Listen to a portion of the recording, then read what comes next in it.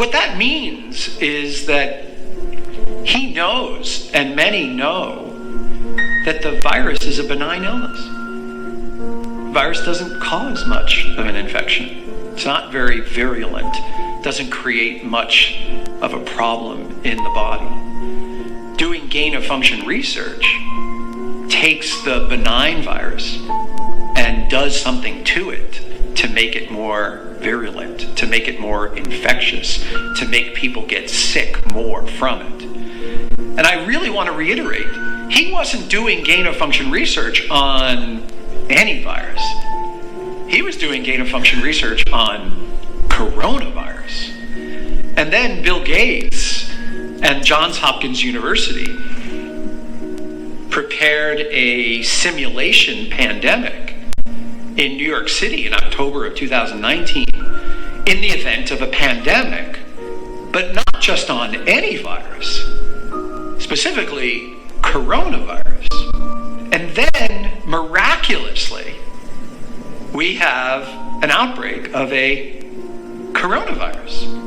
And then on top of that, it's giving people symptoms that are not anywhere near consistent with the way viruses behave in the body. And then you have Anthony Fauci in January of 2017 saying to Georgetown University at a dinner that there will be a surprise outbreak during the Trump administration. It will be a challenge, the coming administration, in the arena of infectious diseases, both chronic infectious diseases in the sense of already ongoing disease, and we have certainly a large burden of that, but also there will be a surprise outbreak. Now, I'm sorry, a surprise outbreak is no longer a surprise. It actually sounds like it's a plan.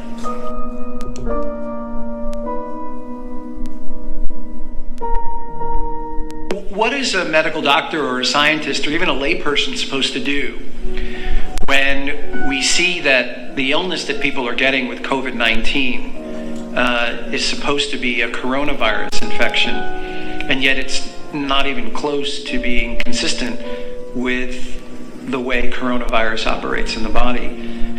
What is a medical doctor or a scientist or a layperson supposed to do when he or she finds out that Anthony Fauci is quoted in January of 2017 at a Georgetown University dinner as saying there will be a surprise outbreak during the Trump administration? Every time these questions have been raised, people have been censored.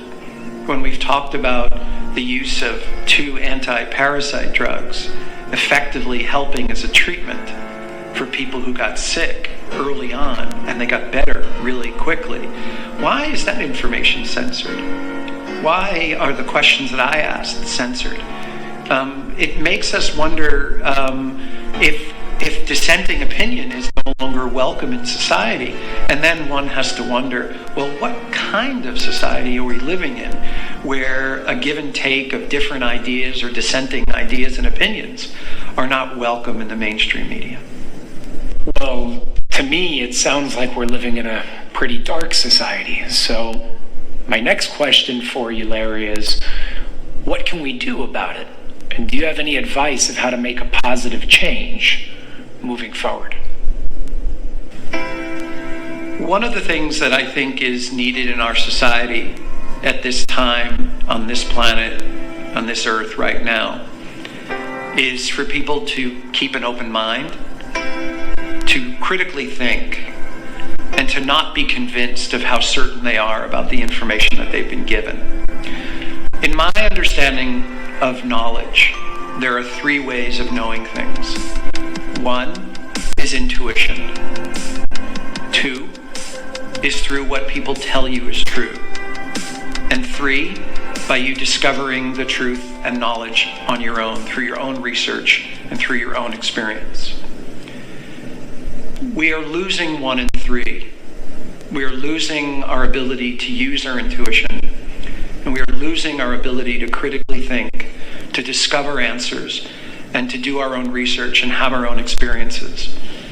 And we are watching a society and a world where the only thing that we know to be true is what our authorities tell us to be true. And so we are externalizing our authority We are externalizing our power, and we're giving it up to false gods and false prophets who we are trusting to guide us and take care of us properly. But the information doesn't seem consistent with being able to trust all of what they're saying. And so I am asking people to give up their certainty, to be okay with doubt, to be okay with unknown, to be willing to learn things that are either new for them or opposite to what they thought they knew.